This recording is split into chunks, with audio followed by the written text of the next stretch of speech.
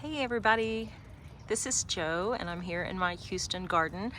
I'm in zone 9A/B and it is the 1st of February, and I thought I would give you a little look at the remains of the garden after our big freeze the last couple of weeks, and talk to you about what did really well and what I'm going to do. So I've left all of my pots out on the driveway pretty much in case it freezes. Our last frost date here average is the 15th of February, and so I am not going to take any chances and put all this back and then have to drag it back over to the garage. So we kept things in the garage with a little heater. I just needed it to be 32.5 degrees in there for things to be all right.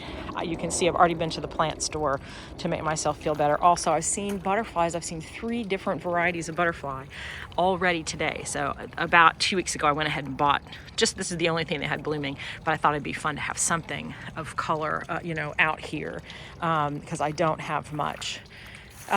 You can see the things that I expected to die back for the winter have died back indeed. That's the Cape Plumbago and the Amistad salvia, and then this is the vine I can't remember the name of, and then more salvias here.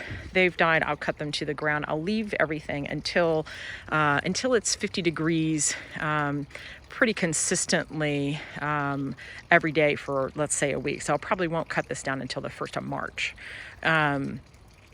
If then, just depends on if it gets cold again, but I'll trim all that back. But you can see I really didn't I covered this little bit right here with a frost cloth, and some things I put an upside down flower pot on, like this. This is a coneflower that just came up. This was a volunteer coneflower last year, just came up from seed, and you can see it's already getting ready to bloom again. And then some coneflowers look just terrible, but this one looks great. Oh, I got my boot off, yay! And I bought myself orange tennis shoes in celebration of my boot coming off and being able to walk well, fairly well anyway. Under here, this is the Duranta. It's a native Texas plant. It's died down to sticks underneath that little obelisk. And so it'll be interesting to see what happens with that. It's the first time I moved it because it wouldn't bloom. And so I think it's the first time I've ever had it die back in the winter. And so we'll see what happens. And then over here, let me see. I've got this crazy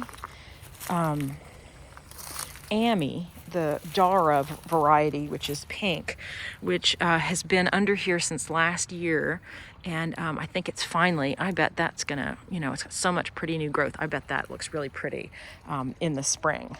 And so you can see my big crinum lilies have all sort of melted. And I will go, those are things that I will go cut back before, all this other stuff I will leave, but I will cut back bulbs. I have not gotten to it yet, even though I don't have a boot on my foot anymore. Neither one of my feet are really, tan rested and ready for gardening quite yet. One of the things that's done really well, I trimmed it back very carefully this fall, and it's this ivy geranium, and look how pretty.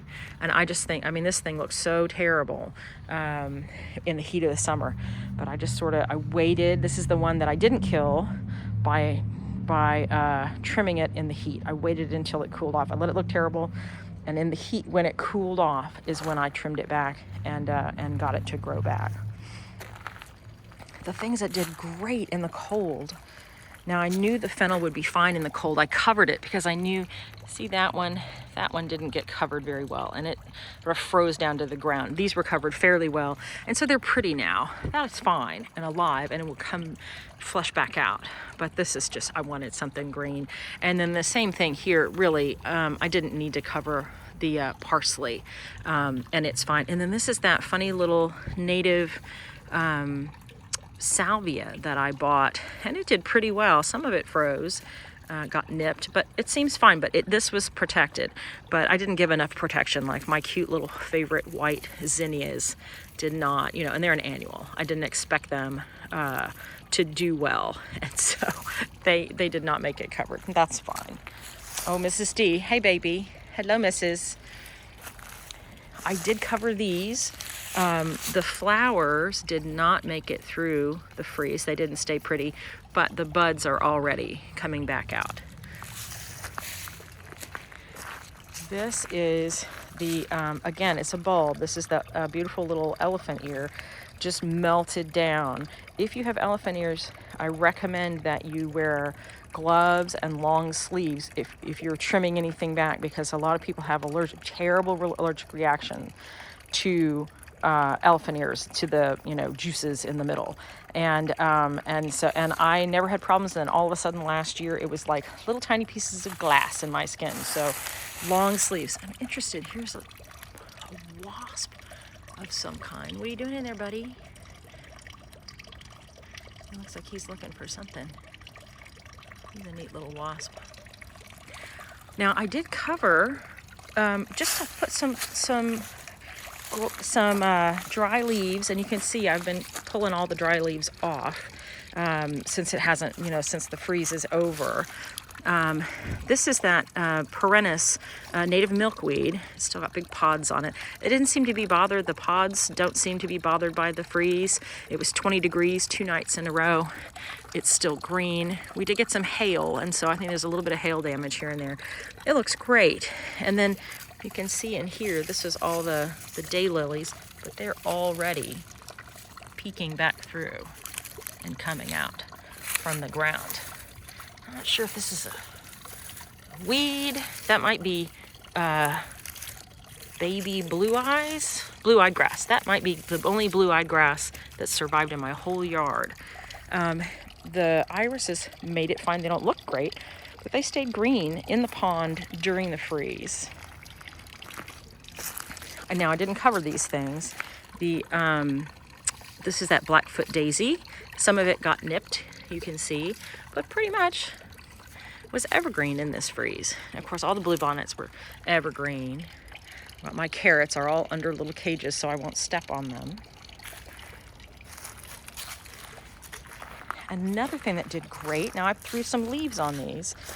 These are, this is a, shoot, what kind of daisy is this? No, it's a, this is a Stokes aster.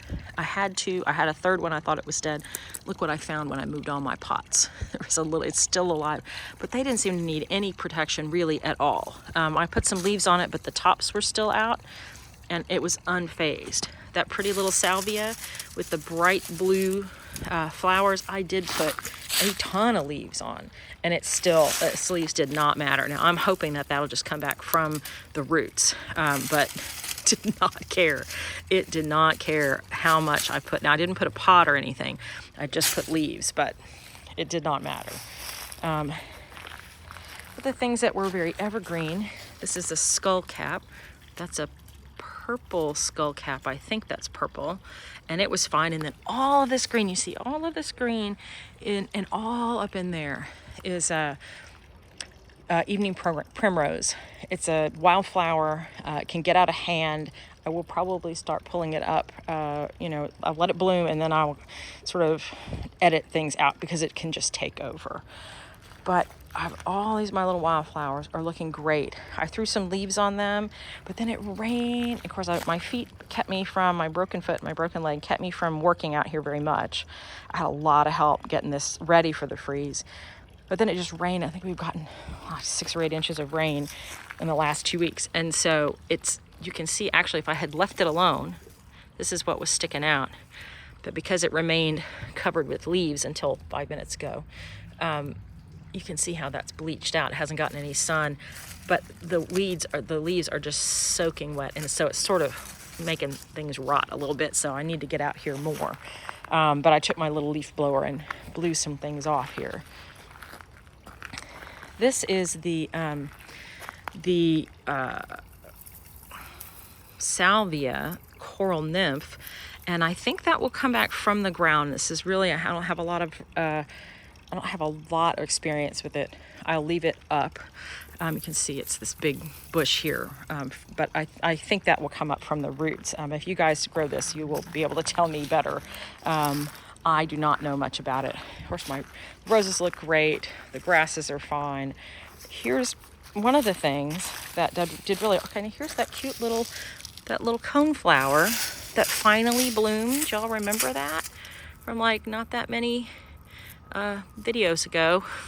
It's like, I don't know, it doesn't look great. This is that Peter's Purple Monarda. I didn't cover it at all.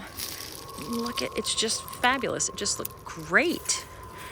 And then here's the this little business right here is the Tutti Frutti Agastache. I looked it up. It is perennial, and so that should come back from the ground. And then this is Mystic Spire Salvia, and it should come back. Here you can see the big mess that is the crinums. Another thing that stayed green through the cold is the flat leaf parsley, Italian parsley. I did throw a bunch of leaves on that, but I didn't cover it completely, and I think I could have just left it. I don't think it really needed anything. Now this is one of the things I realized I haven't gotten to. This is a little kind of ratty penta that I just covered.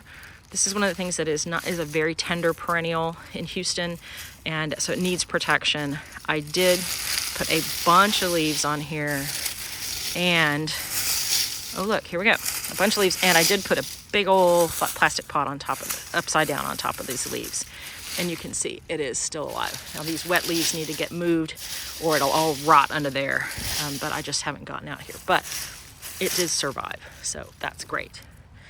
Some of the Texas natives, I've forgotten, this is a verbena something, and it has survived green.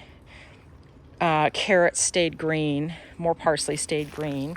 And then this is a little skullcap that was sort of newer. I planted this in the fall, and it was evergreen as well. I threw some leaves on it, but I'm not entirely sure that I needed to. I think it was fine without the leaves. This giant Salvia leucantha freezes down. It's unkillable. It'll all come back from the ground, and I've got my little carrots under there. Crinums went down to the ground. All the shrimp plant went down. And then this, I moved this. These are agapanthus that died down. They froze, their bulbs, they froze back. But when I dug them out of the front yard a couple of years ago, I clearly dug up some iris bulbs that were amongst them, and that they stayed green through the freeze. And then I didn't cover this at all. I'm trying to walk through here. I don't really have a path. Everything's dead. I didn't cover this. This is more of that native milkweed, and it's already popping back up green. This is the Gulf Coast penstemon that I've been trying to get established back here. I didn't cover it at all, and it looks really nice. They did nicely. There are a couple of them. This one's kind of ratty looking, but see it dig up under there. It looks pretty good. And then a little wild violet here. And then this is the inland sea oats, already green in the middle. This was already turning brown in the fall. But that's going to provide, it's native, and it's going to provide some food for some birds out here. And it will also self-seed. You kind of have to be careful. And of course, the foxtail fern just goes down, but it always pops back up. Again, more wildflowers. They're the wine cups. I didn't cover any of the wine cups, and they're just fine. They stayed nice and green. And then I did throw some, I threw some leaves onto the fall aster, which is a native Texas plant, mostly just because I knew it would be fine in the freeze, but I wanted it to be kind of green. And there's last year's business. There's some more flowers. I saw a butterfly out here this morning, so I brought him some flowers, which he promptly ignored. But he was out here. I leave the, oh goodness, we always call them just clover, but it's really, what's the name of that? It'll come to me. It's just a little weed. This one's closed up for the night, but that's where the butterfly was, on that one little flower. In this whole sea of brown, he found that little pink flower. And so that's why I'm really not pulling up even things that are kind of weeds I don't really want. They're not like wildflowers that I think are wonderful. I'm leaving things to bloom just so that, you know, the odd butterfly has something. And I've had tons and tons of birds at our bird bath here. And then you can see all the irises that look nice in the spring, die down in the heat of the summer, have all gotten big. Of course I didn't cover any of this, and it just looks great. The ferns have died down. Those are the native wood fern.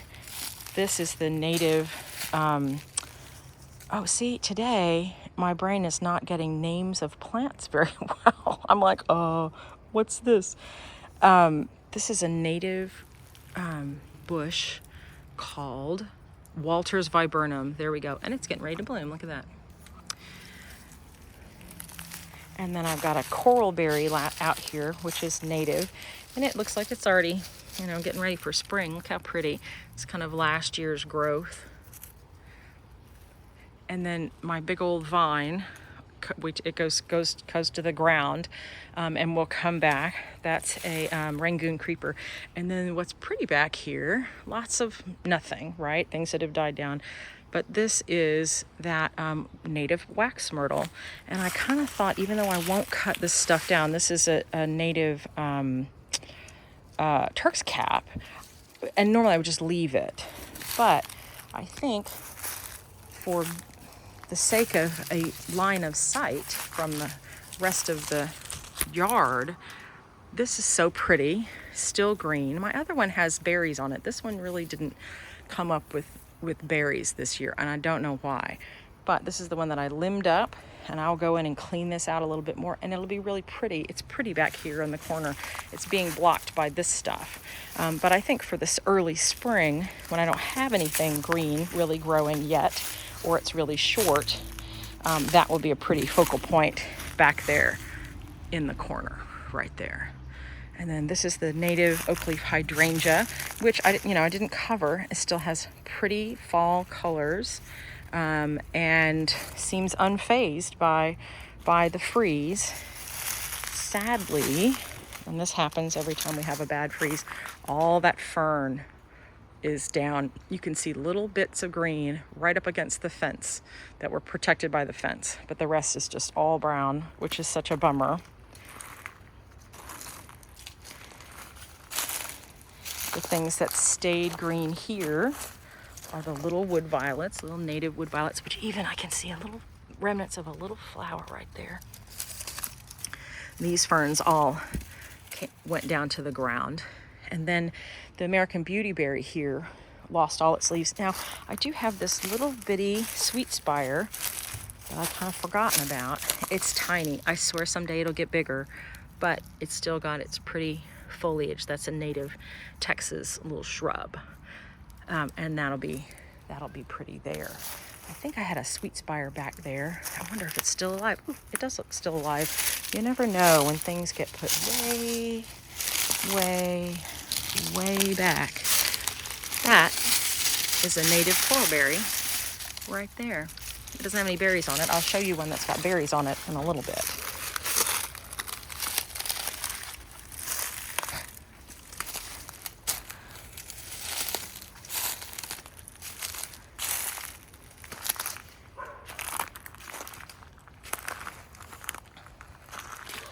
Now last year I had, these are little native columbines, native Texas, but really not this part of Texas, columbines.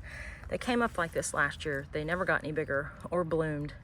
And here we are again. So they're just pretty. I leave them in the gravel, kind of blue-gray, but they have not bloomed for me. The only time I had flowers on them is when I bought them with flowers on them at the garden center. All the 4 o'clocks are down, but of course they've reseeded. There's baby 4 o'clock seeds in there somewhere. Here's my, my frozen down citrus, which I just keep. It's got terrible thorns, which I just keep for, where's some of those thorns? There's a thorn right there. Right there. I keep this for butterfly host. This is just rootstock after I lost a big lemon tree. And so I leave that there. I'll cut it down. It'll probably come back. It's not going to produce any fruit for me. It's for the butterflies. And then this is another beautiful oak leaf hydrangea that just kept its beautiful color all through the winter. And then my walking iris looks pretty bad, but it'll be fine. The pipe vine seems to be very tough in the winter. I threw handfuls of leaves, which you can see on top of it, and it's done fine. Alive, not great. And I don't know what this is, but I'm gonna leave it. It feels like penstemon, and I don't know why there would be penstemon over here, but I'm leaving that because I'm curious. And then this pipe vine, I haven't grown pipe vine where it's climbed up and then had a freeze. I'm hoping it'll come from this and not have to come from the ground. It still looks nice and green under there. And so I'm hoping that will pop out there. So if you know, let me know what to expect. The wisteria has lost its leaves and it's high time to trim it. And I just noticed a couple weeks ago that it's climbed its way up into this oak tree. So that's not helpful. The ginger has gone to the ground. This is shell ginger, and I'm hoping it'll come back faster. It took forever for it to come back. Now this I did protect and cover. This is my little olive tree, and I can see it got nipped a little bit, but overall it still looks great. I covered a ton of leaves. Like all those leaves went on here. We shoved it up in the corner. I wrapped it with frost cloth and clipped it closed with chip clips, and it survived just fine. But that can be tender, and so I protected that. Fire spike, just goes black, but of course it will recover. One of the things that I didn't protect, and it did not turn brown, it stayed green, was the blue mist flower. Stayed green through the freeze. You can see a little bit of it got nipped, but pretty much it stayed nice. And then the other thing, I'd kind of forgotten about this. This is that Salvia uliginosa. I didn't cover that, and it just stayed green, 20 degrees. It was fine. And then the Gulf Coast penstemon was fine. I didn't protect it, and it was fine here. And then, see, here's another. What is that called? I can't think of it. It's wood something.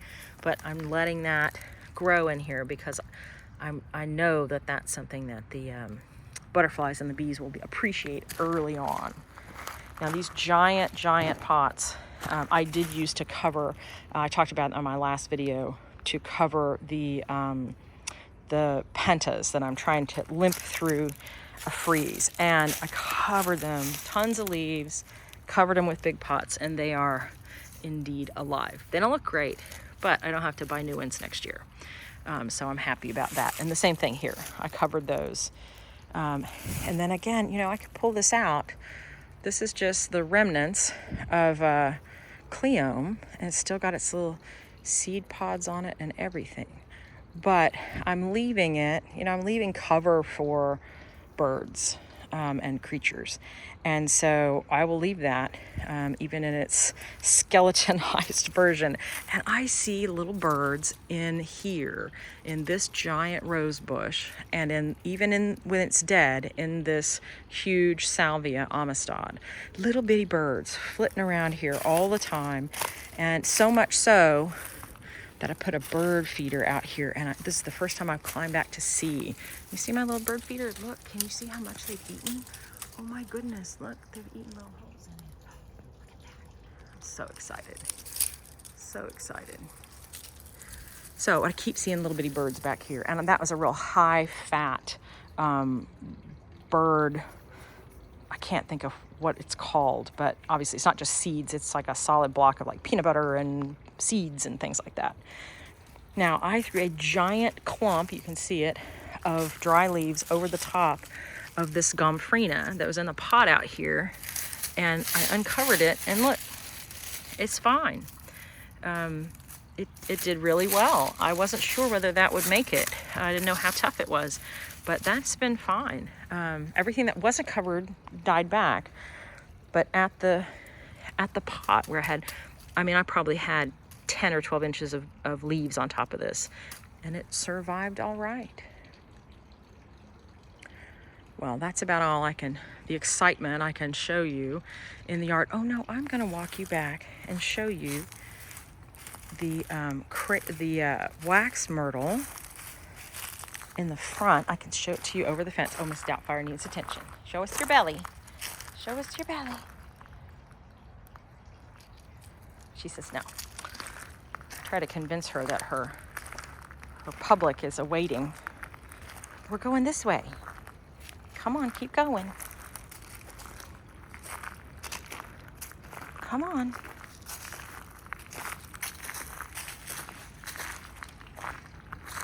Oh, I was going to show you.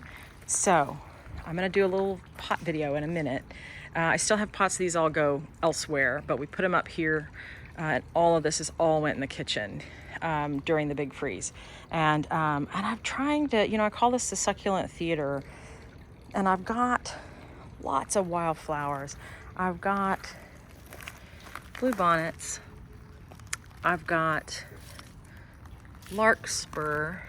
I've got what I think is cudweed, which is not that great a plant, but a butterfly host and a native plant to Texas. And I threw a bunch more larkspur out here a couple of, maybe 10 days ago, and I'm hoping it'll come back. It may be too late for it to have gotten seeded, but I'm trying to think of the gravel in between the flower pots here as a little pocket prairie for the spring, just kind of for fun. And then I see in the summer clearing it out and letting it just be tidier. But I'm just kind of started thinking about this as just a little pocket prairie, just kind of. If you don't know what a pocket prairie is, go online and look. There's all kinds of interesting ideas that people have for wildlife in the city. Again, I've got things that froze down, that didn't stay green, but are the porterweed, which is native, and then behind this obelisk is dwarf Barbados cherry, and I've not grown one of those through cold, and so I hope that will come back. I didn't know whether it was evergreen. The answer is no, it's not evergreen. But what did stay evergreen, besides more parsley, is the rock rose. Stayed completely green. I didn't protect that at all. I didn't even put leaves on it. The lance leaf coreopsis stayed green. I didn't put any leaves on that.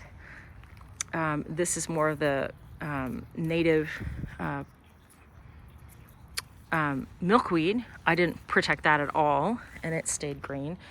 This, you can see how it melted. This is a big crinum, but it's green in the middle, and I keep seeing lizards. It's like made its own little tent, and I keep seeing lizards and little creatures under there, and so I'm tempted to just leave it. It's not going to rot. Other things might get kind of mushy and gross, but I think I'm going to kind of leave that. It seems to offer some protection to some creatures in the cold.